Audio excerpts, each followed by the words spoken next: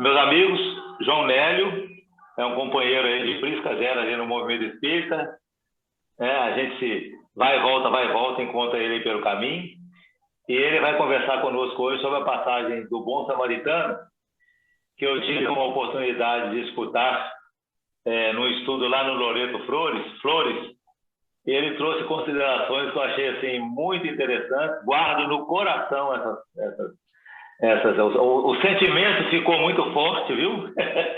É isso que a gente guarda nesse encontro nosso. E por isso eu convidei para trazer a parábola do Bom Samaritano para nós. Na verdade, como eu coloquei lá na apresentação do tema, né, são outros pontos de vista que vão ser gratificantes para nós. João Nélio, a palavra é toda sua. Muito obrigado, Alexandre. Obrigado ao GELP, né, Grupo Espírito Luz e Paz, aí, por ter nos chamado. É uma alegria, uma satisfação, uma honra e uma responsabilidade estar aqui de verdade. Então, agradecendo aí todo o carinho. Espero que a gente possa fazer essa trilha aí juntos e terminarmos esse estudo hoje com aquele sentimento gostoso, né, de que a gente fez uma coisa boa, né, para todo mundo.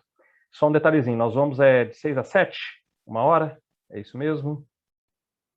Ô, João, pelo fato do atraso nosso aqui, que foi culpa minha, se você precisar de mais uns minutinhos depois, tá? Uns 5, 10 minutinhos, você manda ver lá.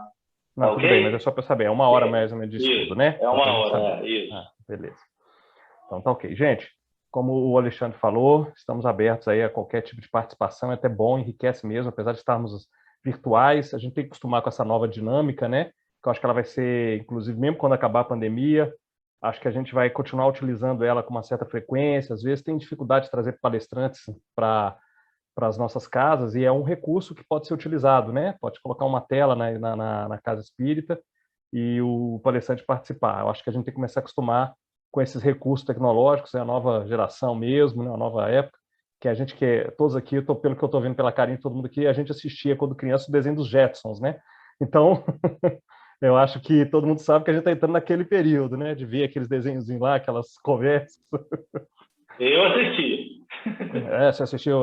Eu não lembro, me contaram, entendeu? Só me contaram. Tá bom, legal. Como se não fosse reprisado. Igual aquele desenhozinho, mas eu te disse, né? Do Carambas e Motocas, né? Me disseram também, nunca vi não, mas me falaram que tinha esse desenho. Gente, aqui tá aparecendo o nome aqui da minha filha, Cecília Regui, porque ela que tá cadastrada no Zoom, eu esqueci de mudar o nome. Então não assusta não, tá escrito Cecília aqui, mas quem tá falando é o João Nélio, tá, gente? Só pra vocês saberem aí que sou eu mesmo. E a última coisa, é uma satisfação estar aqui. O Alexandre é um amigo querido que participou com a gente. Ele é dos antigos, né? Das primeiras Comebs, né, Alexandre? E Comeb 1, nossa. Da 1 e da 2 só. Aí os filhos nasceram e acabou, não tem mais jeito. Eu vi, olha só, né? Eu até assustei outro dia quando o pessoal me chamou para falar que está na 35ª Comeb, né? Nossa, é muita Comeb já, né? Passou muito tempo. E o Alexandre também, ele é culpado por ter me apresentado aos prazeres de Baco, sabiam, né?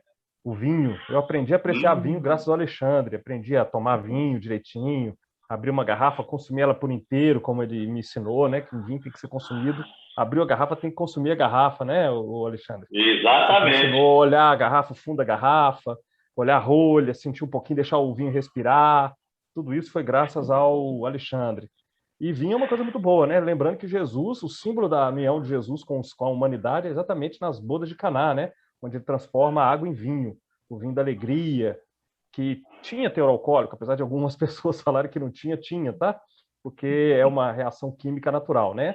Quando você esmaga determinadas leguminosas ou frutos, elas têm duas opções. Elas retêm a gás carbônico que libera álcool, ou elas retêm o álcool que libera gás carbônico. No caso da uva, do arroz, o processo é liberar o álcool, né? Reter o gás carbônico. Por isso que fica com o teor alcoólico. A fermentação faz com que ele libere o álcool e a gente tem um teor alcoólico nas bebidas. Então, os vinhos daquela época tinham teor alcoólico, sim. Era para fazer festa mesmo, era para divertir. As festas judaicas, de casamento judaico, são maravilhosas até hoje. Até as ortodoxas são muito bonitas, muito festivas, muito grandes. Então é muito bacana, né? E o símbolo da união de Jesus com a humanidade está lá nas bodas de Caná, né? É o primeiro contato dele. Esse vinho que depois vai vinagrar, vai transformar-se no vinagre do sacrifício, para depois se tornar de novo o sangue da ressurreição, né? A água da ressurreição, né? Aquela questão lá de João, que o Evangelho de João é todo marcado por água. Se você olhar lá, todas as passagens lá tem uma questão mexendo com água. Mas o Alexandre chamou a gente aqui para a gente trabalhar hoje com vocês a parábola do bom samaritano.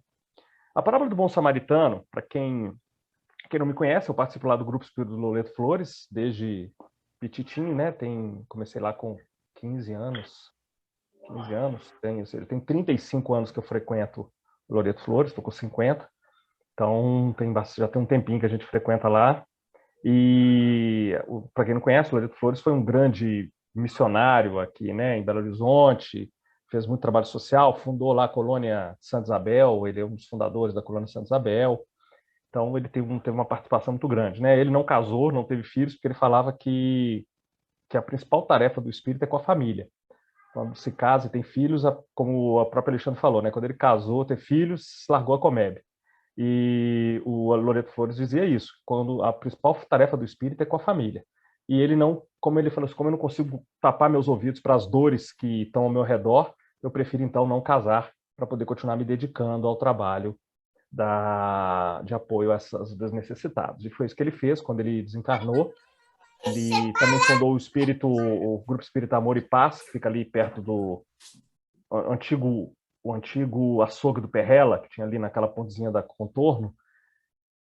Quando ele fundou ali também, quando ele desencarnou, o velório dele foi feito ali, e teve uma fila de pessoas, né, de necessitados, que se formou ao longo ali da Andrada, subindo aquele viadutozinho ali da Contorno para chegar lá e prestar uma última homenagem ao corpo dele. Beleza. Dito isso, nós vamos falar hoje, então, sobre a parábola do bom samaritano, né? A minha trajetória espírita também, eu participei junto com o seu Honório, abriu muito tempo, quando também lá com os seus 16, 17 anos, a gente ia cedinho lá para o Grupo Emmanuel, para ficar estudando com ele. Eu sou amigo de infância do Haroldo Dutra Dias, então a gente viajava para a praia junto, chegava na praia, em vez da gente ficar indo para o mar, a gente abria o livro Paulo Estevam e ficava marcando onde as passagens de tempo do livro através das passagens climáticas. Então a gente olhava lá, aqui ventou, um vento frio, então isso aqui indica que está no outono ou está no inverno, porque aqui atrás falou que estava no verão, então a gente aqui já passou no ano tal, nós estamos no inverno tal, para a gente descobrir a cronologia do livro. Então a gente fazia isso na praia. É coisa de louco, né? As mulheres nadando lá com os meninos e a gente estudando lá Paulo Estevam lá dentro do apartamento lá. Então, essas coisas que a gente fazia. Então, tem uma trajetória de estudo do Evangelho. E aí, a parábola do bom samaritano, eu posso dizer que ela é a parábola das parábolas. É a parábola mais importante em termos de conteúdo, em termos de mensagem. É uma parábola que encerra todas as outras.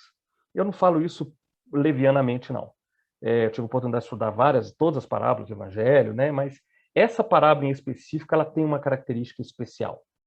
Ela tem um compêndio de ensinamentos, ela encerra ali a própria essência do ensinamento de Jesus. Então, é uma parábola que eu gosto muito.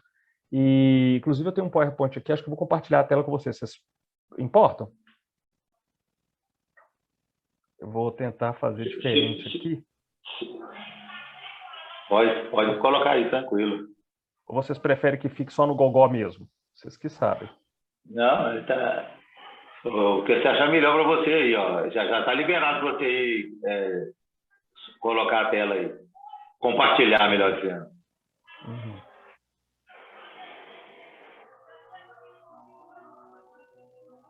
Tá aqui. Está aparecendo aí mais ou menos, né? Já. Eu gosto desse PowerPoint. Eu gosto desse PowerPoint porque eu fiz ele já tem muito tempo. Inclusive, ele está meio...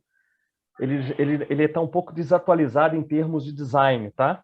A tela está quadrada e tem muito texto, coisa que não é o usual de ser usado, né? É uma falha nas apresentações de PowerPoint. Mas esse aqui, como eu fiz ele, já tem bastante tempo. Acho que minha menina de 11 anos nem era nascida ainda quando eu fiz esse PowerPoint. E eu sempre falo que eu vou atualizá-lo, fazer uma coisa mais moderna nele, mas acabo que vou tendo que apresentar os estudos e eu nunca tenho tempo de parar para atualizá-lo. Um dia eu ainda vou fazer, né? Quem sabe quando eu aposentar. Mas, por enquanto, eu vou trazer ele mesmo para vocês.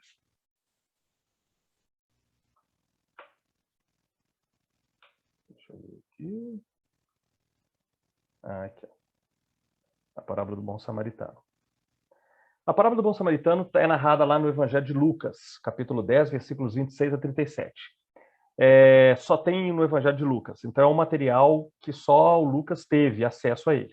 A gente fala isso em termos, quando a gente fala em crítica das fontes, né?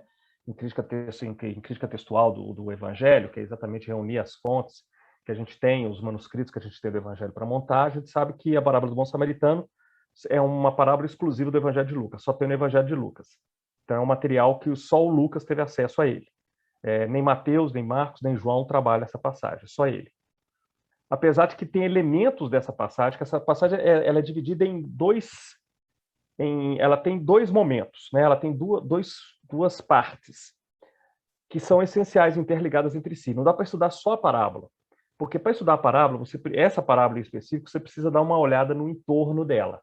Ela é proposta a partir de uma discussão, um diálogo que Jesus está tendo com um escriba, que é um doutor da lei.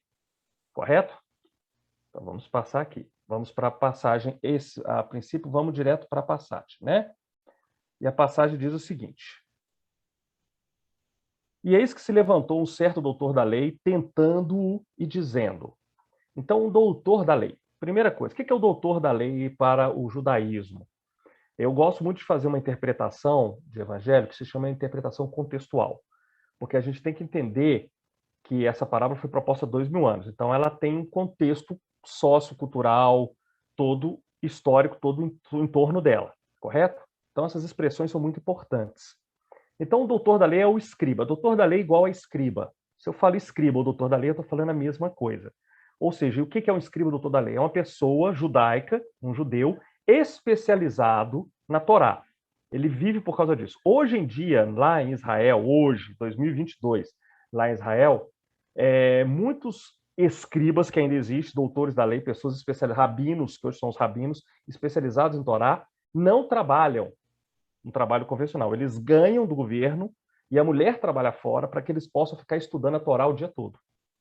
Então, hoje em dia, ainda é essa a realidade. Então, tem aquela pessoa que é especializada em estudar a Torá, em mexer e remexer a Torá o tempo todo. E era um estudo que era voltado, ainda é voltado mais exclusivamente para os homens. Quem viu na década de 70 um filme com a Barbara Streisand chamado Yentl, ela era uma judia que adorava estudar a Torá com o pai dela. Mas como ela era mulher, ela não poderia estudar. Ela não poderia estudar. Está pedindo aqui, tem um Arnaldo querendo entrar. Agora que eu vi. Foi uma mensagem que desculpa. Ela não poderia... Filmão esse aí, viu? Filmão. E aí ela vai, e é um musical, né? Tem as músicas, ela canta muito bem. Então ela se veste de homem para entrar na faculdade israelita para estudar a Torá. É muito legal. Um filme antigo, da década de 70. Então a gente vê, e hoje ainda tem isso, tá? Os judeus ortodoxos, só o homem pode estudar a Torá. A mulher pode estudar escondido, mas ela não pode divulgar, não pode pregar, não pode ser uma doutora da lei. Tem que ser o homem, tem que ser o escriba. Então, eu estou conversando com um doutor, um escriba, um doutor da lei da época dele. E esse doutor, esse mestre, esse doutor da lei, vira para Jesus e propõe uma questão para ele, que é uma questão polêmica para a cultura judaica da época. Que é o quê? Mestre, que farei para herdar a vida eterna? E Jesus lhe disse, que está escrito na lei? Como lês? E respondendo, ele disse, amarás ao Senhor teu Deus de todo o teu coração, de toda a tua alma, de todas as tuas forças, e de todo o teu entendimento, e ao teu próximo como a ti mesmo. E disse-lhe Jesus, respondeste bem, faze isso e viverás. Ele, o doutor da lei, porém, querendo justificar-se a si mesmo, disse a Jesus, mas quem é meu próximo?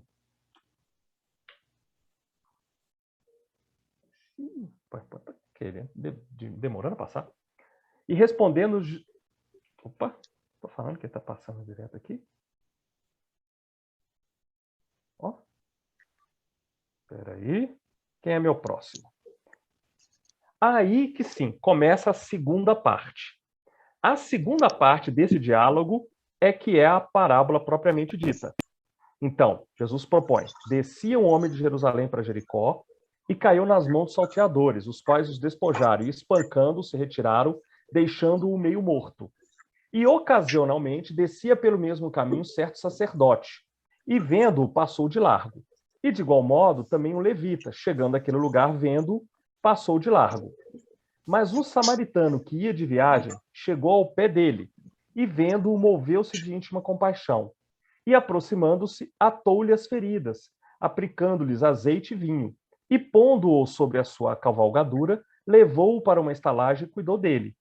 E, partindo ao outro dia, tirou 2 dinheiros e deu-os ao hospedeiro, e disse-lhe: cuida dele, e tudo que demais gastares eu te pagarei quando voltar. Aí terminou a parábola e aí a gente termina o entorno dela. Jesus volta para Jesus agora. Jesus e o escriba, o diálogo entre os dois. Jesus coloca: qual, pois, desses 3 te parece que foi o próximo daquele que caiu nas mãos dos salteadores? E ele, o escriba, disse para Jesus: o que o usou de misericórdia para com ele. Disse, pois, Jesus: vai e faze da mesma maneira. Então nós temos a conversa aqui entre Jesus e o escriba. O seu Honório, ele usava uma técnica para estudar evangelho que é muito utilizado no jornalismo. Se tiver algum jornalista aqui, pode me ajudar a falar isso. O jornalismo, a matéria, né, o jornalismo, os jornalistas, quando estão estudando, são instruídos a fazer perguntas para a história que eles vão narrar. E quais são essas perguntas? Quem, onde, quando, o quê?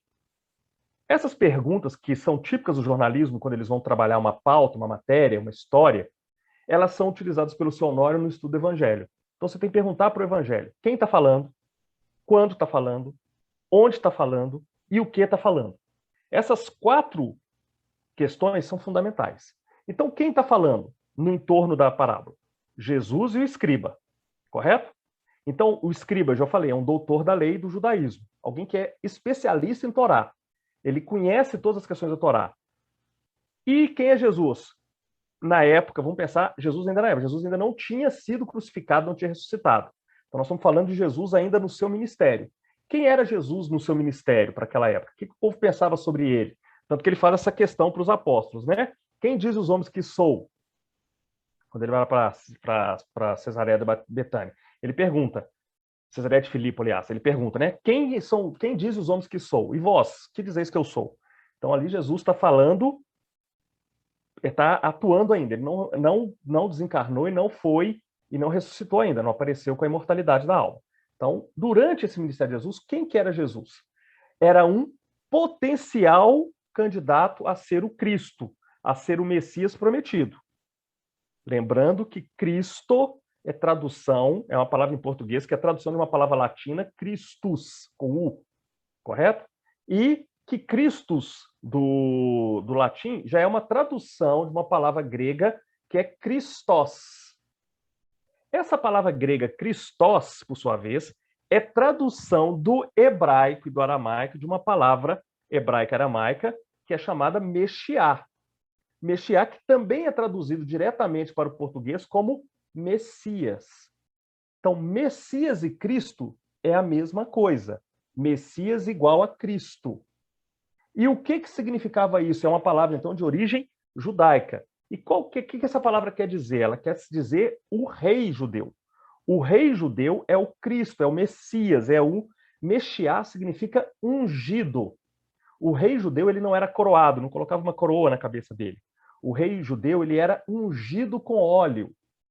Se você vai lá no Evangelho de João, no Evangelho de Marcos, de Lucas, você vai ver que tem uma hora que tem uma mulher que chega e derrama, e chora nos pés de Jesus, enxuga os pés de Jesus com o cabelo dela e depois derrama óleo no pé de Jesus.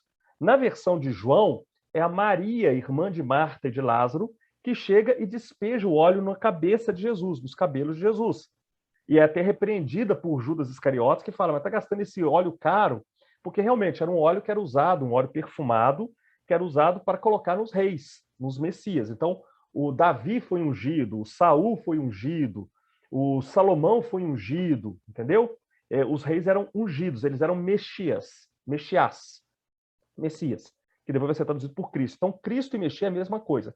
Quando eu estou falando de Jesus Cristo, eu estou falando de Jesus Messias.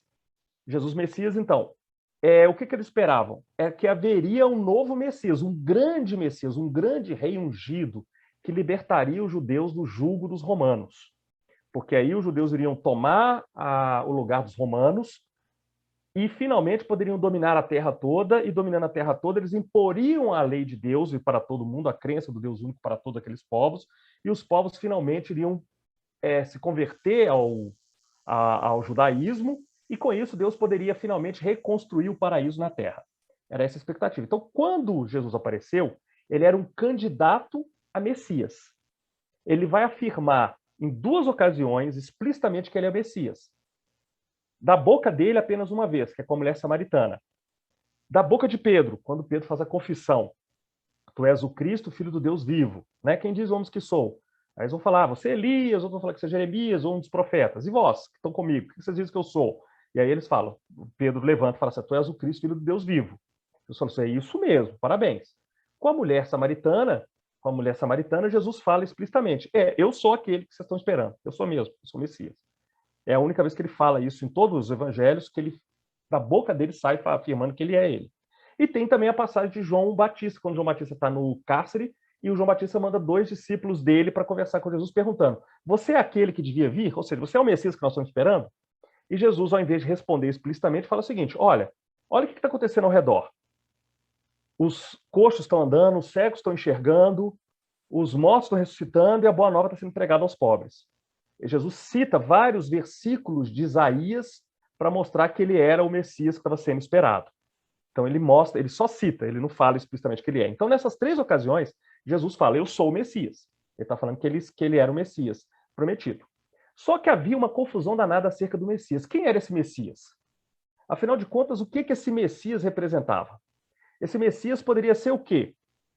Esse Messias, ele podia ser o servo sofredor, lá, segundo Isaías capítulo 53, ou ele podia ser o sofredor do Salmo 22, ou ele também poderia ser o guerreiro, como está em Deuteronômio capítulo 19, versículo 18, 19, aliás, capítulo 18, versículo 19, que fala que Deus levantaria um novo profeta como Moisés no meio dos judeus para que ele pudesse... Ou seja, havia uma confusão se esse Messias seria um guerreiro que daria vitória política a Israel, ou se ele seria um sofredor, ou então se teriam 2 Messias, primeiro um sofredor para poder motivar o povo a se unir em torno de um outro líder que faria. Então havia uma confusão sobre o Messias. O fato é que todo mundo esperava esse Messias, por quê? Porque o Messias seria aquele que levaria o povo judeu e toda a humanidade, na verdade, para um período novo, uma nova era. Essa nova era no judaísmo é chamada de Olam Rabá, a nova era, um novo tempo. Então, todo mundo esperava que Jesus fosse a era vindoura, que todo mundo esperava que esse Messias levasse ao judaísmo e toda a humanidade daquela época para a era vindoura, para o Olam Rabá. Tá claro, gente? Eles esperavam isso de Jesus mesmo? Eles esperavam isso do Messias. Tá, mas aí eles estavam vendo Jesus como esse Messias? Sim, haviam... Menos eles viam Jesus como... Hã? Menos o Sinédrio, então. Não, eles viam Jesus como esse Messias. A grande questão é que Jesus vai quebrar a expectativa. Jesus falou assim: eu não vou mudar o exterior, eu não vou fazer de vitória política, eu não vou dominar, eu não vou guerrear. Eu não vim com exército. Eu não vou fazer isso. Até os apóstolos acreditavam nisso, tanto que quando Jesus é preso, ele é traído por Judas e chegam os soldados de Caifás para prender Jesus, o que o Pedro faz? Ele tira a espada e corta a orelha do soldado. Ou seja, começou a revolução, agora o bicho vai pegar. Eles estavam esperando ainda, até naquele momento. Isso. Só depois que Jesus ressuscita que eles vão entender. A modificação não é externa, né? Deus não vai mudar o cenário para satisfazer os nossos caprichos. Não vai mudar o cenário externo.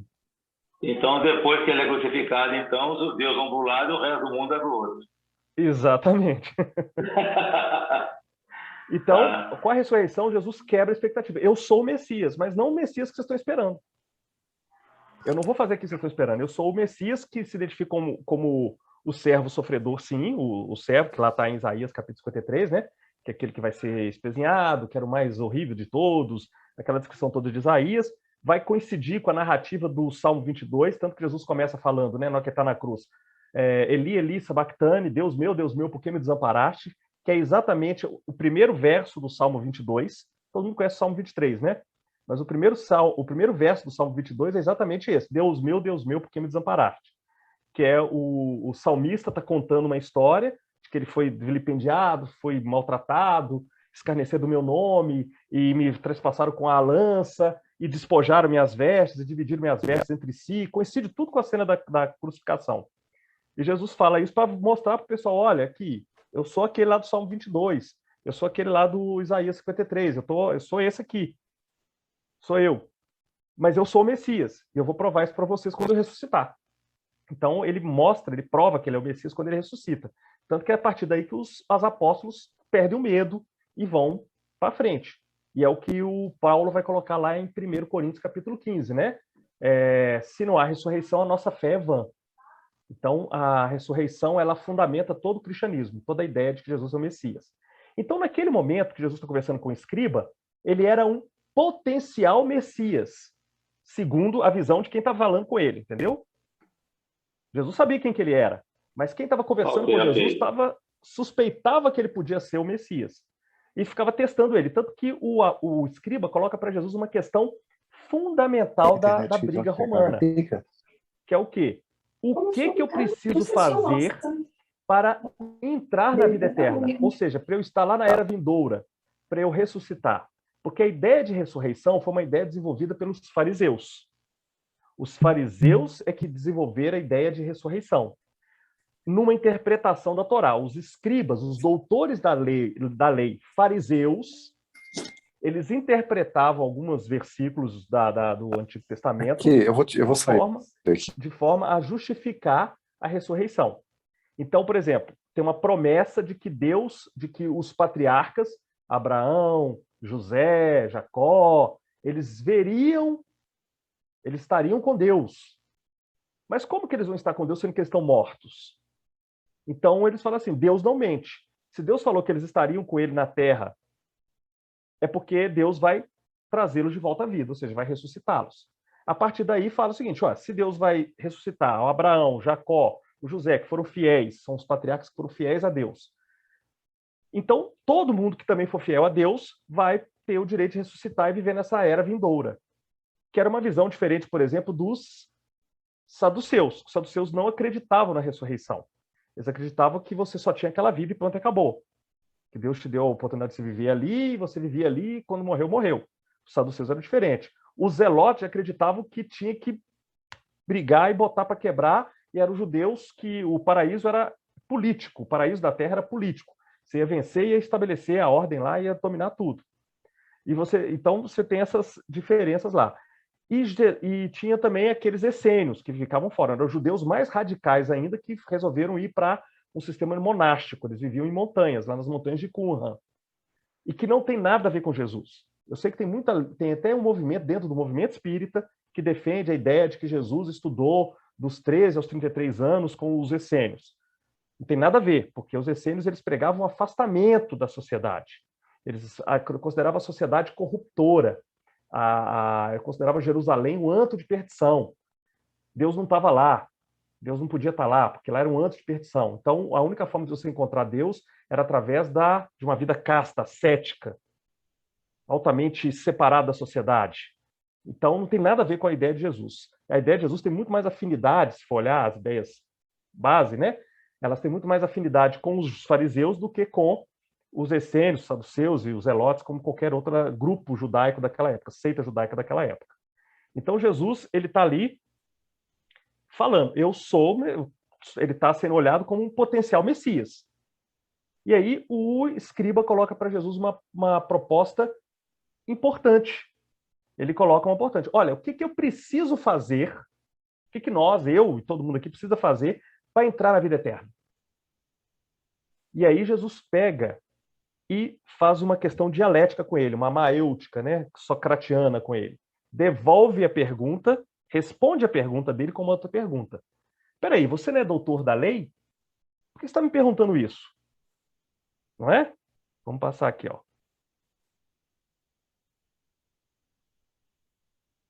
Aqui, eu trouxe até o que o Kardec fala dos doutores da lei.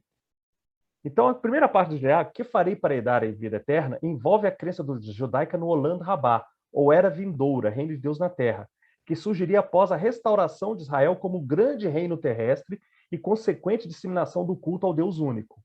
No Olam Rabá não haveria mais morte, fome, doenças ou guerras.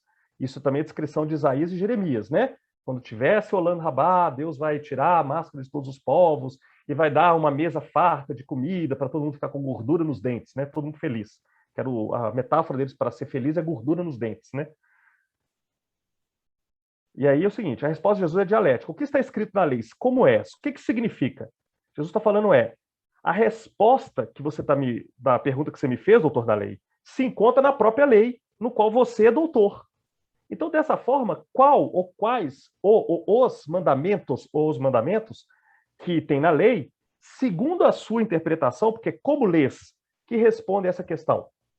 Jesus está falando assim, você está perguntando para mim, mas você, doutor da lei, você sabe.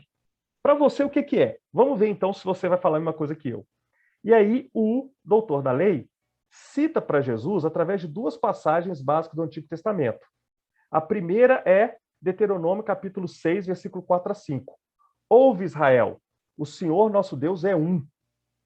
Amarás, pois, o Senhor teu Deus de todo o teu coração, de toda a tua alma e com todo o teu poder. Todas as tuas forças, né? Pode ser também. Melhor traduzido, inclusive, é forças. Isso é Deuteronômio, capítulo 6, versículo 4 a 5. Essa passagem é chamada de Shema Israel. O Shema é ouve. Se você encontrar com um judeu ortodoxo andando pela rua, aqui em Belo Horizonte tem poucos. Você vai para São Paulo, você encontra lá em alguns bairros judeus ortodoxos. Você vai na sinagoga, vocês vão ver que eles vão estar com uma fita na cabeça, com uma caixinha aqui em cima. Já viram? Alguns vão amarrar no braço. Uma fita assim, vão estar com um negócio no pulso, uma caixinha preta. Hã? Ainda não vi isso, não.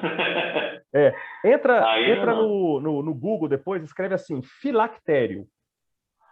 Filactério. Entra no Google e coloca filactério. Aí você vai ver uns judeus lá na sinagoga, vestido com aquela túnica, com uma fita na cabeça, com uma caixinha preta aqui. Fica parecendo um ciclope, né? Que eles têm uma caixinha preta aqui no meio. Ou então, amarrada no braço, com aqui no pulso, uma caixinha preta. Dentro dessa caixinha preta, que pode estar na testa ou aqui no pulso, dentro dela tem um papelzinho, um rolinho da Torá, né? Um rolinho enrolado com a passagem bíblica, que é exatamente essa daqui. Ouve, Israel, o Senhor nosso Deus é um. E essa passagem, o judeu tem que recitar na hora que ele acorda de manhã, na hora que ele vai deitar de noite e, preferencialmente, na hora que ele estiver morrendo. Ele tem que declamar isso aí. Se você chega na casa do judeu, você vai ver que no portal da casa dele, da porta de entrada, tem um tubinho assim, ó, que parece um biju, coisa de velho também, né? Todo mundo lembra de biju? Aquele tac, tac, tac, tac, tac, que o pessoal vendia na rua, o biju. Delicioso. Então, delicioso. Até hoje adoro aquele negócio. Então, é tipo um bijuzinho pregado na porta, assim, pode ser pequenininho, e lá dentro tem esse mandamento também, essa passagem bíblica. Então, essa aqui é a essência de toda a crença judaica. Está fundamentada no Shema Israel, o Senhor nosso Deus é um. E o que você tem que fazer com esse Deus? Você tem que amar esse Deus de todo o teu coração, com toda a tua alma e com todo o teu poder, ou com todas as tuas forças. E também tem um outro que ele cita, e um que é semelhante a esse. Não te vingarás nem guardarás iras contra os filhos do teu povo, mas amarás o teu próximo como a ti mesmo, eu sou o Senhor. Então, o amar ao próximo como a ti mesmo não é um ensinamento de Jesus, é um ensinamento de Moisés. Quem falou que você deve amar ao próximo como a si mesmo não foi Jesus, foi Moisés. Jesus só falou que isso está certo, confirmou. Mas quem ele falou que isso é a lei. Ele falou, né? É a lei. O primeiro mandamento é esse, o segundo, semelhante, é o outro. Toda a lei e os profetas. Tem uma outra passagem lá em Mateus, Jesus vai citar esses dois versículos, vai citar Deuteronômio capítulo 6 e vai citar Levítico capítulo 19, e vai falar, aí encerra-se todas a lei e os profetas. Então, esses dois versículos resumem toda a Torá. E é interessante que a Torá, no século XII, teve um filósofo judeu chamado Maimônides. E esse Maimônides, ele fez uma coletânea, ele pegou todos os mandamentos que você tem no Antigo Testamento, na Torá. E ele enumerou e falou que tem 613 mandamentos. São 613 mandamentos que tem na Torá. Esses 613 mandamentos são divididos em 258 mandamentos positivos, que você tem que fazer alguma coisa, faça isso, faça aquilo outro, e 365 mandamentos negativos. Não faça isso, não faça aquilo, não faça... Entendeu? E esses mandamentos ainda são divididos de outra forma. Tem mandamentos que são com relação ao próximo e tem mandamentos que são com relação a Deus. Então, por exemplo, o não matarás é com relação ao próximo. Isso é uma coisa que você não pode fazer com relação ao próximo. O mandamento da circuncisão é uma coisa que você tem que fazer, é um mandamento positivo que você faz com o próximo, com o seu filho, correto? Já o mandamento que não ter outros deuses diante de Deus, outros ídolos, é um mandamento negativo que você não pode fazer com relação a Deus. Vocês estão entendendo? Então tem essa divisão. E aí a gematria judaica começou a brincar. Você pega 613 e soma. 6 e 1 e 3 dá quanto? 6 mais 1, 7. 7 com 3, 10. Correto? Isso, 10. Então, os 613 mandamentos são resumidos nos 10 mandamentos. Tá bom. Só que se você pega 1 e 0, soma, o que vai dar? 1. Qual que é o único mandamento que você tem que observar? Ouve Israel, o Senhor nosso Deus é um, e amarás o Senhor teu Deus de todo o teu coração, com toda a tua alma e com todas as tuas forças. Esse é o único mandamento que importa, na verdade. Então, esse mandamento é importante, ele é fundamental, ele encerra tudo. E, agora, você não consegue amar a Deus através da adoração a Deus, você consegue amar a Deus através da ação com o semelhante. Por isso que o amor ao próximo vem em segunda parte. Quem lembra lá de Jesus em Mateus capítulo 25, ele vai falar, quando fizeres a um desses pequeninos, a mim me fizeste. Então você só consegue demonstrar o amor a Deus através do amor ao próximo. Por isso que os dois mandamentos são colocados juntos. Entenderam? Ficou complicado. Então, a questão... Eu estou falando tudo isso porque a questão que o escriba coloca para Jesus é uma questão complicada. É uma questão profunda, que envolve um monte de conhecimento. Envolve você saber disso tudo. E principal, amar o Senhor a Deus de todo o teu coração, com toda a tua alma e com todas as suas forças, também representam os 3 níveis de amor que você tem que desenvolver no judaísmo. Amar a Deus de todo o teu coração significa amar a Deus com o seu intelecto e com o seu coração, com sua inteligência e com suas emoções. É amar a Deus intimamente, internamente. Quando você fala amar a Deus com toda a tua alma, significa que você tem que amar a Deus com o seu corpo. Porque, segundo Levítico, a alma está no sangue. Por isso que o testemunho de Jeová não doa sangue, tá, gente? A alma está no sangue. Está lá em Levítico. Então, você não pode doar sangue, senão você está doando sua alma. Então, a alma está no sangue. Se o sangue corre nos braços, corre no corpo, então, quando fala que eu devo amar a Deus com toda a minha alma, significa que eu devo amar a Deus também com o meu corpo. Eu tenho que disponibilizar a minha intimidade para Deus, o meu corpo para Deus e todas as minhas forças, que significa todas as minhas riquezas, tudo aquilo que eu tenho. Quando Jó é tentado, né, Deus e o diabo fazem a aposta de que Jó era fiel. O que o diabo faz? Deus fala para o diabo, você pode tirar tudo dele, menos mexer no coração dele, na intimidade dele. Ou seja, o diabo poderia testá-lo na alma e nas suas forças. Tanto que o diabo faz ele ficar doente, ele fica doente do corpo, então ele teve que mostrar a fidelidade a Deus com toda a tua alma, com o corpo dele, e tira dele todos os bens dele, tira a fazenda, tira os filhos, tira tudo que ele tinha. Ou seja, ele teve que amar a Deus com todas também as suas forças. Então, amar a Deus, isso é importante, tá, gente? Quando o jovem, o mancebo de qualidade, vai conversar com Jesus, é a mesma coisa que é colocada. O mancebo fala, eu já observo esses mandamentos desde a minha infância. Ele se prostra na frente de Jesus, reconhecendo Jesus como o Messias, né, como o mestre. Então, ele amou Jesus com todo o seu coração, ele amou Jesus com toda a tua alma, ou seja, ele mostrou para todo mundo que ele amava Jesus, que ele se expôs em público, reconhecendo Jesus como mestre, mas na hora que Jesus falou, então só falta uma coisa, agora vende tudo, dá aos pobres e segue-me. Ou seja, agora você tem que mostrar que você me ama também com todas as suas forças. Aí ele não deu conta. Vocês estão entendendo? Que essa dinâmica aqui vai estar presente em quase todas as passagens evangélicas, em vários diálogos de Jesus. Então essa questão é fundamental, é isso que é colocado lá para Jesus e o escriba. O que o escriba queria era essa questão. E Jesus vai falar assim, é isso mesmo. Faz isso aí que você falou comigo, que é isso que tem que fazer para você estar na vida eterna. Pra você estar no Olam Rabá. É exatamente isso que você tem que fazer. Só que aí, o doutor da lei pula para uma outra questão complicada, que é o quê? Ele entra numa outra questão. Ele entra na questão do próximo. Mas quem é meu próximo? Se eu tenho que amar ao próximo, é a única forma de eu amar a Deus através do amor ao próximo? Quem que é meu próximo? Porque havia uma divisão, igual hoje a gente tem na política esquerda e direita, né? Havia uma divisão no judaísmo da época de Jesus acerca do que representava o próximo. Existia a escola do Rabi Shammai, que defendia que a palavra próximo em hebraica, que também era designativa de irmão, extensiva aos primos próximos. Então, que a palavra próximo direcionava-se apenas aos irmãos de raça, apenas aos judeus, e principalmente os judeus que observam a lei. Então, eu só teria que amar. O próximo que eu tenho que amar é aquele que é igual a mim, que está comungando dos mesmos princípios que eu obedeço, que eu também defendo.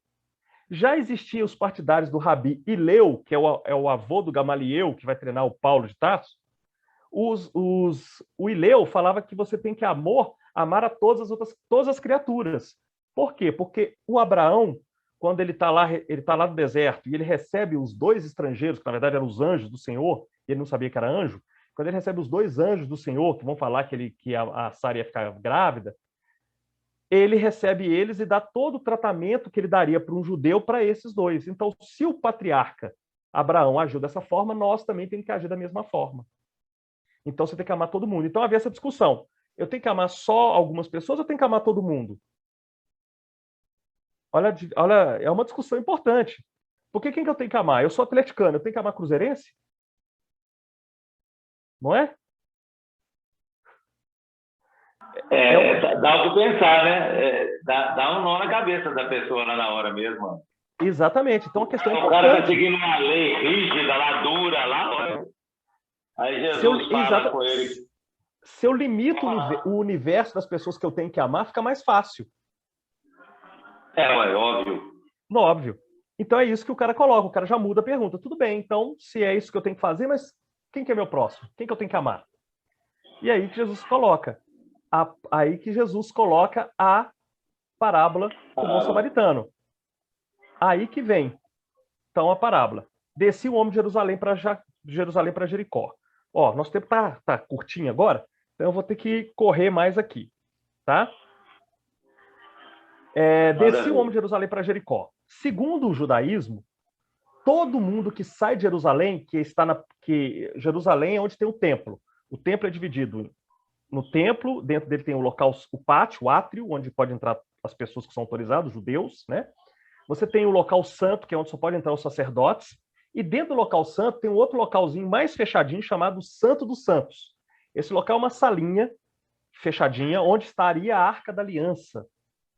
E ela é dividida do restante do templo com um véu que cobre ela de cima a baixo. Por isso que quando Jesus morre na ressurreição, fala que o véu do templo se rasgou de cima a baixo. Porque nesse local do Santo dos Santos é onde, teoricamente, para os judeus, Deus, quando vem para a Terra, habita. Então, Deus habita ali, no Santo dos Santos. Quando Jesus morre e o véu se rompe de cima a baixo, é sinal que o acesso a Deus agora está liberado. Está entendendo? O símbolo é esse. Eu não preciso mais do templo para chegar até Deus. O templo está liberado. A entrada para Deus está liberada. Olha que bonito. Então, olha só. Deus habita na Terra em Jerusalém, que está lá onde está o templo. Então, falava o seguinte, todo mundo que sai de Jerusalém, mesmo que esteja indo para uma cidade mais alta que Jerusalém, geograficamente, está descendo, porque está saindo da presença de Deus. Então, é interessante. Então, esse homem está saindo da presença de Deus. Ele está descendo. Ele está indo para Jericó. É uma estrada de 27 quilômetros que separa Jericó de Jerusalém. E até hoje, se você vai na internet, você pede para ver essa estrada, é uma estrada sinuosa, cheia de caminhozinhos perigosos. Até hoje ela é perigosa. E muitos locais fazem emboscada. O que aconteceu com esse homem que está descendo? Ele foi pego por salteadores que o despojaram. E esse homem que não é identificado, não dá nenhuma informação sobre ele, se ele é judeu, se ele é gentio, ele é julgado lá. E caiu na mão dos salteadores, os quais despojaram, espancando, se retiraram, deixando o meio morto. Despojar significa que ele foi deixado em estado de seminudez. Tiraram a roupa dele quase toda, deixaram ele praticamente pelado lá, caído no chão. E meio morto significa que ele estava desacordado, moribundo, estava bem mal. Então não dava para saber se ele estava morto e não dava para saber a origem dele. Você não sabia de onde ele era, porque você identificava as pessoas de onde elas vinham, na época de Jesus, pelo seu nome, pela sua fala, pelo idioma que ela falava, ou pelas roupas que ela estava usando. Esse homem foi deixado absolutamente incógnito. Jesus não fala quem ele é ainda fala que quando os salteadores atacaram ele, deixaram ele sem roupa e meio morto. Então, não tinha como identificar esse homem de onde ele era. Ele podia ser um samaritano, ele podia ser um egípcio, ele podia ser qualquer coisa, entendeu? Não dava para saber a origem dele. E qual que é esse problema? E aí tem a outra coisa, né? E ocasionalmente descia pelo caminho um certo sacerdote, que vendo esse homem caído, passou de largo. Os sacerdotes são descendentes dos levitas, da tribo dos levitas, da família de Arão. Eles são responsáveis pelos ritos. Oi? Não interessa saber, né? Quem que é o cara, de onde que ele é, quem que ele é, de família que ele é. Aliás, é importante não saber. Qual a raça dele. É importante não saber. A gente vai ver isso. É importante não saber. Então, esse sacerdote está descendo e ele vê esse homem. Aí você fala assim, poxa, o sacerdote não viu esse homem. Como é que o sacerdote não ajudou? Ele viu esse homem e não ajudou esse homem. Como assim? Aí que vem uma questão. Para você ser sacerdote, você precisa... Você é obrigado a observar um rigorosíssimo código de pureza pessoal e cultual, sem o qual ele era proibido de atuar no templo. E se o sacerdote não atua no templo, ele não está trabalhando. Se ele não trabalha, ele não recebe. E qual que eram esses ritos de pureza, códigos de pureza que ele tinha que seguir? Por exemplo, ele não pode tocar defunto, ele não pode tocar fluidos sexuais de homens e mulheres, ele não pode tocar animais impuros, ele não pode tocar alimentos impuros, e tudo que tivesse relacionado à adoração de ídolos, ou seja, gentios. Aquele homem estava caído lá no chão. Você conseguia identificar ele, qual era a raça dele? Não, porque ele estava nu e desacordado. Se aquele homem se ele tivesse morto e o sacerdote tivesse pegado ele, se alguém tivesse passando e visse o sacerdote tocando uma pessoa morta, o sacerdote estaria impuro, ficaria impuro. Se ele ficou impuro, ele não pode trabalhar no templo, ele tem que cumprir um período de quarentena, como se tivesse pegado Covid, entendeu? Ele tem que cobrir um período de quarentena. Nesse período de quarentena, ele não recebe. E aí a família dele fica sem... Oi. Mas ali só a consciência dele que ia saber disso, ninguém mais ia saber. Não, porque o que estava descendo logo depois dele? Mas logo depois, mas será que viu? É assim, né? O levita estava descendo. O levita estava descendo. Então tá. Tá bom. Entendeu? Continua aí. Entendi. Aí eu te pergunto, se nós estivéssemos no lugar do sacerdote, sabendo que aquela ação que a gente fizesse pudesse prejudicar aqueles que a gente mais ama, que, por exemplo, são a nossa família, a gente agiria diferente do sacerdote? Porque lembra, se ele não trabalha, ele não recebe salário. Se ele não recebe salário, a família dele pode passar fome. Você vai arriscar? Olha o problema. Então a gente julga o sacerdote, mas a gente esquece que é uma questão que é colocada para a gente. Olha que complicado. Quando eu tive a oportunidade maravilhosa e ímpar na minha vida de conversar pessoalmente, eu levei o Rubem Alves lá para Sabará, para ele dar uma palestra para os professores. Eu fui o cara que fiz o evento. Eu levei ele lá para a prefeitura de Sabará, fiz o arranjo e consegui levar o Rubem Alves lá para Sabará para ele falar com os professores. Aí o Rubem Alves, a gente teve um almoço depois com ele, ele foi interpretar essa parábola do bom samaritano. E ele falou o seguinte, vou fazer uma interpretação aqui, vamos pensar o seguinte, descia um homem do alto da Afonso Pena lá para a rodoviária de Belo Horizonte.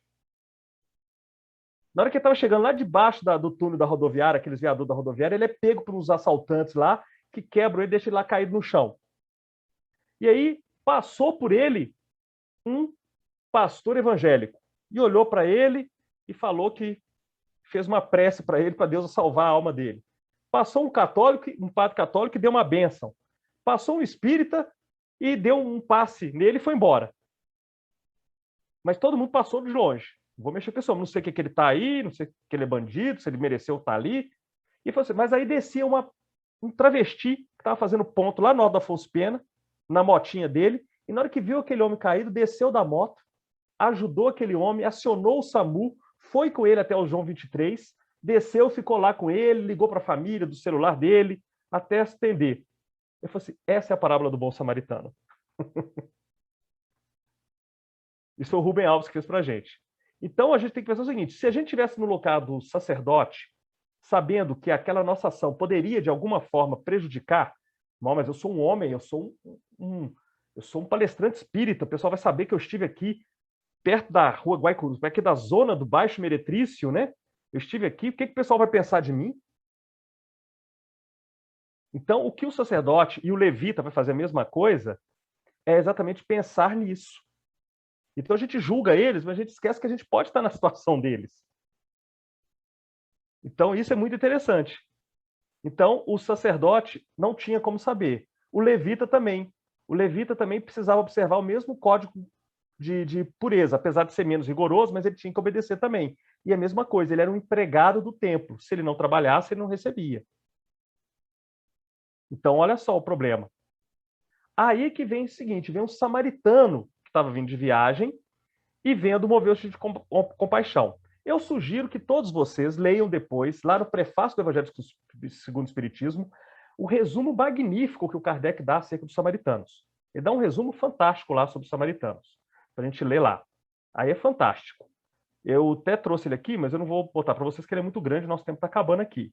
Mas o samaritano era basicamente o seguinte: haviam as 12 tribos de Israel, né, gente? Os 12 filhos de Jacó, cada um ganhou uma tribo lá. Tinha as 12 tribos de Israel.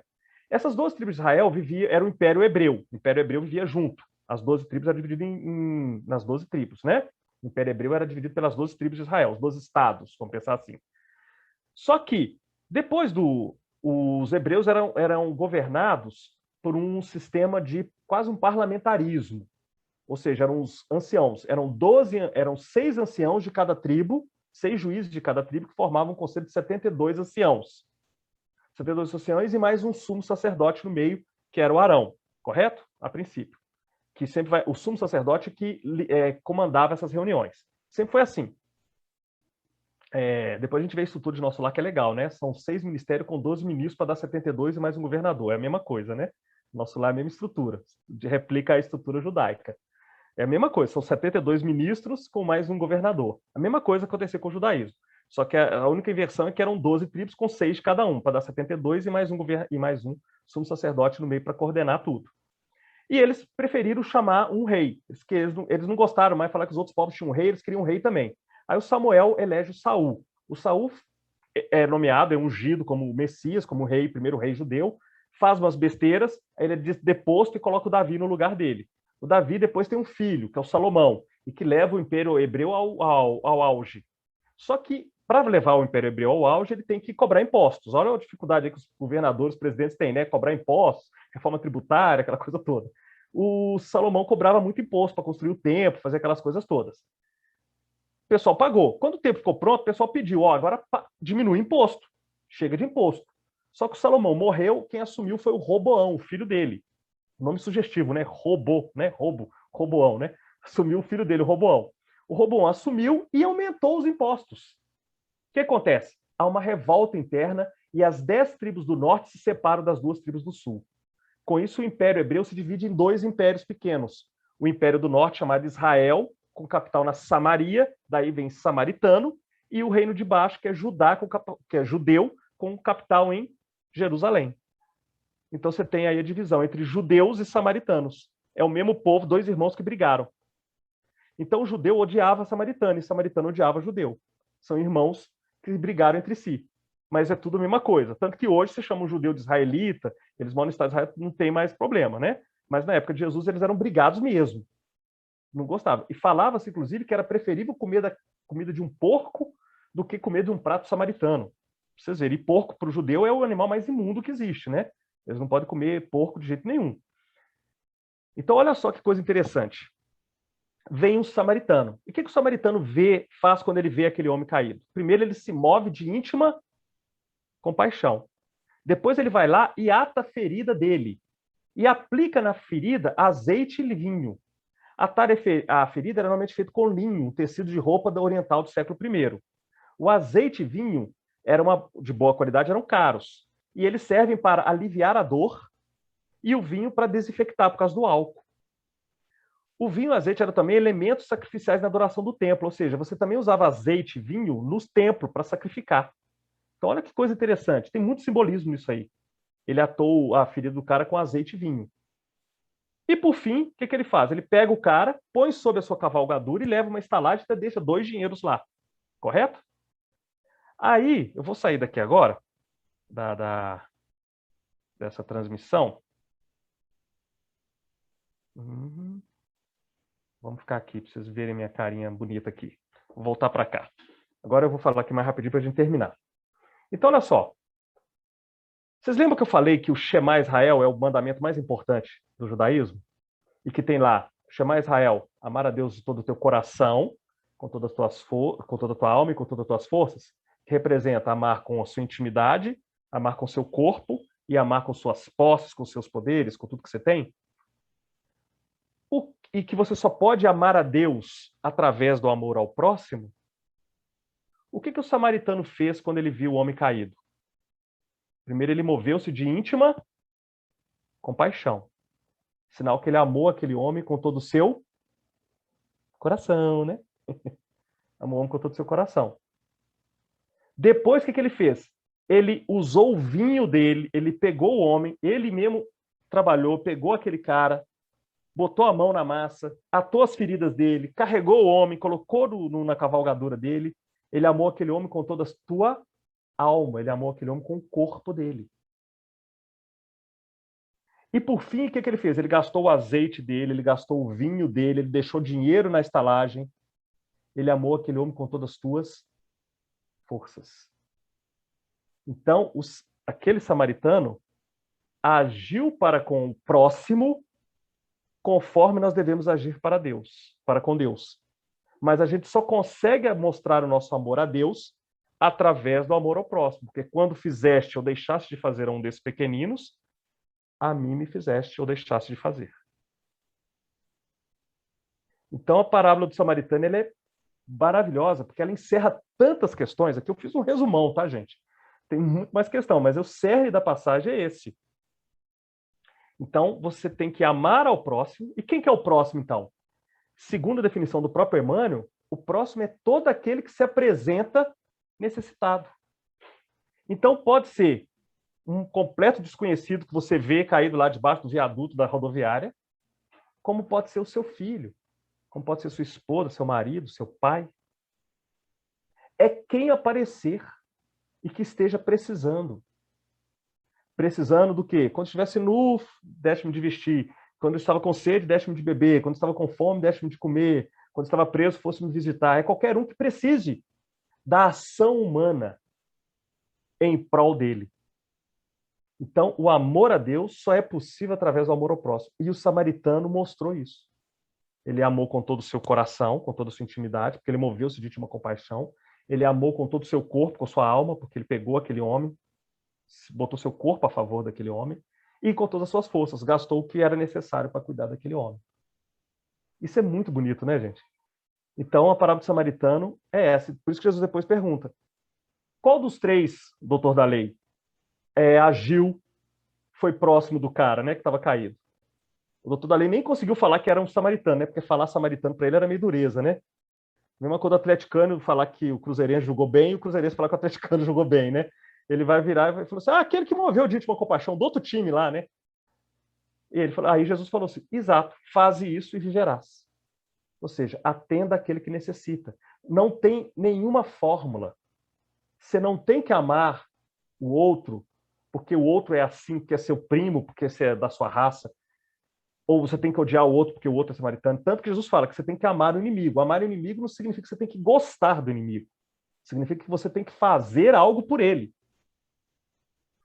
Você tem que, inclusive, respeitar a distância que ele queira dar de você, se ele não quiser ter contato com você. Então, amar o inimigo é uma ação. Amar para o judaísmo é uma ação. Ela é muito mais ação do que o simples gostar. Pode-se juntar as duas coisas, né? Se você gostar da pessoa que você está amando, ótimo. Mas se você não gostar dela, pelo menos ame, faça alguma coisa por ela. Porque quando fizeste a ela, estarás fazendo para Deus, aí você está cumprindo o único mandamento que importa, que é amar a Deus. Que é exatamente seguir a sua consciência. Porque a lei de Deus está escrita onde? Na consciência. Gente, foi rapidinho. Deu para pegar aí? Nossa, meu amigo, foi muito bacana, viu?